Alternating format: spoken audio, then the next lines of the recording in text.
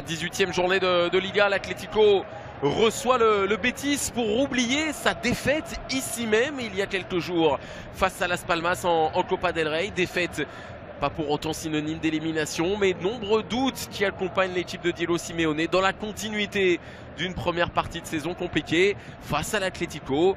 On notera dans les rangs du Betis la présence du Français Jonas Martin, qui peine véritablement l'Argentin à convaincre son compatriote de s'installer durablement dans le 11. Ça c'est bien fait de la part d'Antoine Griezmann qui va mettre un petit peu de vitesse dans le jeu. Versalico peut-être pour le centre, en retrait avec Ryan Bonk qui s'est trompé. C'est Nico Gaetano, deuxième poteau, qui célèbre sa 4e titularisation seulement de la saison avec ce but précoce.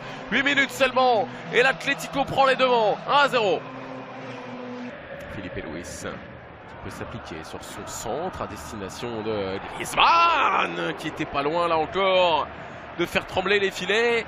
Qui est le natif de Mâcon, l'international français Antoine Griezmann, qui est de plus en plus souvent, c'était parmi les 3 meilleurs joueurs du monde en l'occurrence cette saison. Ben Castro pour réchauffer les gants de Moya.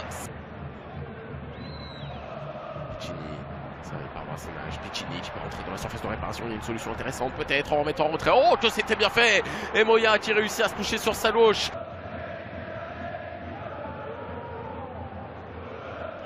Il y a peut-être une position de frappe, il a réussi à retrouver Denis Ceballos et derrière la voilà la position de frappe. Elle était pour Ruben Castro. Joaquin pour l'un de ses premiers ballons. Est-ce qu'il est en sens du jeu et profiter de la présence de l'un de ses coéquipiers? La frappe elle était bien partie et Moya présent et vigilant sur la trajectoire de ce ballon, peut le capter en 2 temps. Griezmann à 25 mètres qui va chercher à alerter Carrasco qui va frapper fort sur Antonio Adan.